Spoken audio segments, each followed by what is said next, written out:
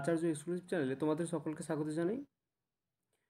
আজকে আলোচনা করব ক্লাস 9 হিস্ট্রি থেকে চ্যাপ্টার 1 ফরাসি বিপ্লবের কয়েকটি দিক। তোমাদের এখানে যে সমস্ত অতি সংক্ষিপ্ত প্রশ্ন উত্তরগুলো আছে সেগুলো নিয়ে আলোচনা করব। আর দেখা যায় এই কোশ্চেনগুলো কিন্তু সমস্ত স্কুলে, তোমাদের যে সমস্ত স্কুল আছে স্কুলগুলোতে এই কোশ্চেনগুলোই কিন্তু ঘুরিয়ে ফিরে আসে। আর বইটা পুরো খুঁটিয়ে খুঁটিয়ে পড়ে কিন্তু এই কোশ্চেনগুলো তৈরি হয়েছে। তাই ভিডিওটি স্কিপ না করে সম্পূর্ণ ওয়াচ করবে। আর তার সঙ্গে সঙ্গে এটা পার্ট 1-এর ভিডিও, আর এটা তোমাদের খুব একটা বড় চ্যাপ্টার, তাই কিন্তু একটা ভিডিওতে দেওয়া যাবে না, পার্ট 1-এর ভিডিও দিচ্ছি। এখানে বাছাই করা 40টা কোশ্চেন রয়েছে। এগুলো কিন্তু তোমরা অবশ্যই মন দিয়ে করবে। আর সমস্ত স্কুলগুলোতে এই কোশ্চেনগুলোই কিন্তু বারবার ঘুরিয়ে ফিরে আসে। আর তোমরা শুধু টেক্সট বইটা একবার পড়বে, তাহলেই কিন্তু এই কোশ্চেনগুলো বুঝতে পারবে। এখানে হচ্ছে ফরাসি সমাজ ব্যবস্থা যেটা আছে, সেই সমাজ ব্যবস্থার কথা বলা হয়েছে। প্রথমে ফরাসি সমাজ ব্যবস্থা কি রাজতান্ত্রিক ছিল। সেখানে শাসন করতো চতুর্দশ লুই, পঞ্চদশ লুই, এইভাবে ষোড়শ লুই পর্যন্ত কি বংশানুক্রমিক প্রথা যেটা, হ্যাঁ, সেটা সেটা প্রচলিত ছিল। কিন্তু ফরাসি সমাজ ব্যবস্থা এবং ফরাসির সাধারণ যে মানুষ, তারা কিন্তু ওই সমাজ ব্যবস্থায় পক্ষপাতী ছিল না। তারা কিন্তু কি করলো, তারা শেষ পর্যন্ত নানা রকম যুদ্ধে সামিল হলো এবং ফরাসি যে সমাজ ব্যবস্থা সেটা চেঞ্জ করার পরিকল্পনা করলো।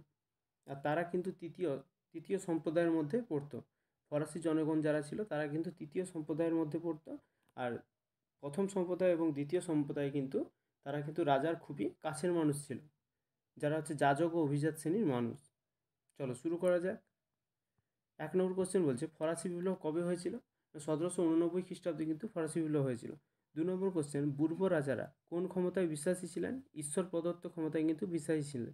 3 নম্বর কোশ্চেন, কার্ডিনাল রিশলুর কার মন্ত্রী ছিলেন? ফরাসি সম্রাট ত্রয়োদশ লুইয়ের মন্ত্রী ছিলেন কিন্তু কার্ডিনাল রিশলুর। তোমরা কিন্তু অবশ্যই এই কোশ্চেনগুলো খাতায় নোট ডাউন করবে, তাহলে তোমাদেরই পড়তে সুবিধা হবে। 4 নম্বর কোশ্চেন, আমি রাষ্ট্র উক্তিটি কার? অ্যান্সার হচ্ছে চতুর্দশ লুইয়ের উক্তি। 5 নম্বর, কত বছর স্টেটস জেনারেল বা ফরাসি জাতীয় প্রতিনিধি সভা কোনো অধিবেশন বসেনি? 175 বছর কিন্তু ফরাসির জাতীয় সভার কিন্তু কোনো অধিবেশন বসেনি। 7 নম্বর কোশ্চেন বলছে প্রজাপতি রাজা কাকে বলা হয়? পঞ্চদশ লুইকে কিন্তু প্রজাপতি রাজা বলা হয়। 8 নম্বর কোশ্চেন, পঞ্চদশ লুই পরপর কয়টি যুদ্ধে পরাজিত হয়? পরপর 2টি যুদ্ধে কিন্তু পরাজিত হয় পঞ্চদশ লুই। অস্ট্রিয়ার উত্তরাধিকারী যুদ্ধ, যেটা 1740 খ্রিস্টাব্দ থেকে 48 খ্রিস্টাব্দের মধ্যে হয়েছিল, এবং হচ্ছে সপ্তবর্ষব্যাপী যুদ্ধ 1756 থেকে 63 খ্রিস্টাব্দ পর্যন্ত। 9 নম্বর কোশ্চেন দেখব, ফরাসি জনগণ কাদের অর্থলোলুপ নেকড়ে অভিধা দিয়েছিল? ইন্টেন্ডেন্টদের কিন্তু ফরাসি জনগণ অর্থলোলুপ নেকড়ে বলে অভিধা দিয়েছিল। কারণটা নিশ্চয়ই জানো, অর্থলোলুপ নেকড়ে দিয়েছিল তার কারণ হচ্ছে এরা শুধু কী করতো, কর আদায় করতো। এরা শুধু কর আদায় করতো, তাই কিন্তু এদের অর্থলোলুপ নেকড়ে বলে অভিধা দিয়েছিল। 10 নম্বর কোশ্চেন, কে ফ্রান্সকে ভ্রান্ত অর্থনীতির জাদুঘর বলে অভিহিত করেছিল?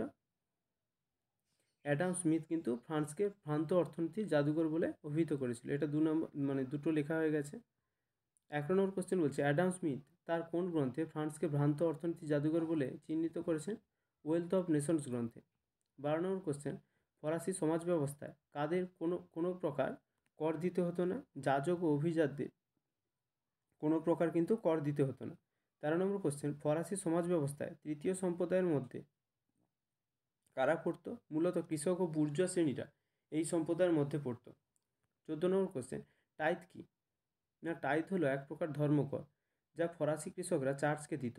আর একটা কথা বলে রাখি, তোমরা এই কোশ্চেনগুলো পড়লে তোমরা কিন্তু তোমাদের আর কোনো সহায়িকা বা কোনো টিচারের সাজেশন বা আর কিচ্ছু লাগবে না। এই কোশ্চেনগুলো করলে কিন্তু তোমরা এই কোশ্চেনগুলো করে নিলেই জানবে যে ফার্স্ট চ্যাপ্টার থেকে আমার কিন্তু কমপ্লিট হয়ে গেল। এইটা পার্ট 1-এর ভিডিও না, আর পার্ট 2-এর ভিডিওটা দেখতে হবে, ব্যাস।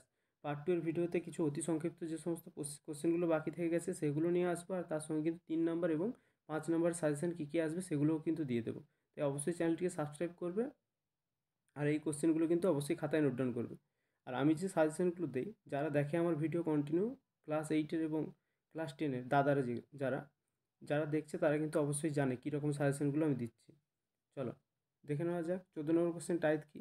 না, টাইথ হলো এক প্রকার ধর্মকর যা ফরাসি কৃষকরা চার্চকে দিত। 15 নম্বর কোশ্চেন, তেইলি কি? তেইলি হলো এক প্রকার ভূমিকর। 16 নম্বর কোশ্চেন, ফরাসি সমাজ ব্যবস্থায় উৎপাদন করকে কী বলা হতো? না, ক্যাপিটেশন বলা হতো। 17 নম্বর কোশ্চেন, ফরাসি সমাজ ব্যবস্থায় সম্পত্তির ওপর যে কর রাজাকে দিতে হতো তাকে কি বলা হতো? না, ভিটিংয়ে। 18 নম্বর কোশ্চেন, গ্যাবেলা কি? না, গ্যাবেলা হলো লবণ কর। 19 নম্বর কোশ্চেন, শ্যামপাট কি? না, শ্যামপাট হলো সামন্ত প্রভুর প্রাপ্য ফসলের এক অংশ। 20 নম্বর কোশ্চেন বলছে এইডস কি? না, ফরাসি সমাজ ব্যবস্থায় মদ এবং তামাকজাত দ্রব্যের ওপর যে কর নির্ধারিত হতো তাই কিন্তু এইডস। 21 নম্বর কোশ্চেন, সেতু, পথ, খেয়াঘাটের ওপর নির্ধারিত করকে কি বলা হতো? পেঁয়াজ বলা হতো। 22 নম্বর কোশ্চেন, করভি কি? না, করভি হলো এক প্রকার বাধ্যতামূলক শ্রমদান, এটা শ্রমদান হবে, যা সামন্ততান্ত্রিক আইন অনুসারে কৃষকরা ম্যানরের প্রভুকে দিত। 23 নম্বর কোশ্চেন, এটা কিন্তু শ্রমদান হবে, সন্ধান নয়। 23 নম্বর কোশ্চেন, ফরাসি সমাজ সমাজ কয়টি সম্প্রদায় বা এস্টেটে বিভক্ত ছিল? না, 3টি সম্প্রদায়ে বিভক্ত ছিল। সেগুলি হলো যাজক, অভিজাত, এছাড়া কিন্তু ফরাসি জনগণ, এই 3টি সম্প্রদায়। 24 নম্বর কোশ্চেন, ফরাসি সমাজ ব্যবস্থা, এটা ফরাসি হবে। ফরাসি সমাজ ব্যবস্থায় সুবিধাভোগী শ্রেণী কারা ছিল? যাজক, অভিজাত এবং এই দুই শ্রেণী কিন্তু সুবিধাভোগী শ্রেণী নামে কিন্তু পরিচিত ছিল। এটা যাজক হবে, যাজক নয়, যাজক। 25 নম্বর কোশ্চেন, বুর্জোয়া শব্দটি কোন শব্দ থেকে এসেছে এবং এর অর্থ কী? বুর্জোয়া শব্দটি এসেছে বার্গার শব্দ থেকে। ফরাসি ভাষায় এর অর্থ হলো কিন্তু নাগরিক শ্রেণী। 26 নম্বর কোশ্চেন, ফরাসি সমাজ ব্যবস্থায় সমগ্র জনসংখ্যার কত শতাংশ যাজক সম্প্রদায় ছিল? 1% কিন্তু যাজক সম্প্রদায় ছিল। 27 নম্বর কোশ্চেন, ফরাসি সমাজ ব্যবস্থায় মোট জনসংখ্যার কত শতাংশ কৃষিজীবী মানুষ ছিলেন? 67% কিন্তু কৃষিজীবী মানুষ ছিলেন। 28 নম্বর কোশ্চেন, ফরাসি সমাজ ব্যবস্থায় কারা সরকারকে কোনো প্রকার কর দিত না? অভিজাতরা। 29 নম্বর কোশ্চেন, মন্তেস্কু, স্পেলিংগুলো টাইপিংয়ের জন্য মিস্টেক হয়ে আছে, এগুলো একটু তোমরা কারেকশন করবে। মন্তেস্কু হবে এটা। মন্তেস্কু কোন পরিবারে জন্মগ্রহণ করেছিলেন? মন্তেস্কু কিন্তু অভিজাত পরিবারে জন্মগ্রহণ করেছিলেন। 30 নম্বর কোশ্চেন, মন্তেস্কু ক্যাথলিক চার্চকে কি বলে অভিহিত করেন? না, এ প্রিভিলেজ নিউসেন্স নামে বলে কিন্তু অভিহিত করেন। 31 নম্বর কোশ্চেন দেখো, মন্তেস্কুর লেখা দুটি গ্রন্থের নাম লেখো। দি স্পিরিট অফ লজ, যেটা 1748 খ্রিস্টাব্দে লিখেছিলেন, এবং দি পার্সিয়ান লেটার, যেটা কিন্তু 1721 খ্রিস্টাব্দে লিখেছিলেন। 32 নম্বর কোশ্চেন কি? না, ভলতেয়ারের লেখা দুটি গ্রন্থের নাম লেখো। না, ল্যাতর ফিলোজফিক এবং হচ্ছে কান্দিত, এটা ল্যাতর হবে, লয়কার তর, ল্যাতর ফিলোজফিক হবে, এটা মিস্টেক হয়ে গেছে, টাইপিং করলে এরকমই মিস্টেক হয়ে যায়।